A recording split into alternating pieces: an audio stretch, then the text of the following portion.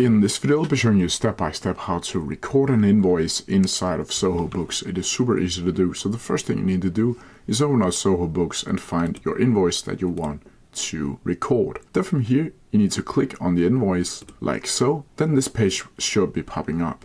From here, you need to go up to the menu over here, and that's called Record Payment. Then you're gonna click Record Payment. Then from here, you can add the total received in euro for my example, or dollars. And you can go down to tax deducted, you can add payment date, payment method, deposit to, and add a reference number, notes, etc, etc, etc. Then you have done created all of these. You simply need to go down and click Create or Record Payment. And when you do that, you can see the payment of the customer has been recorded, and it will be selected as paid.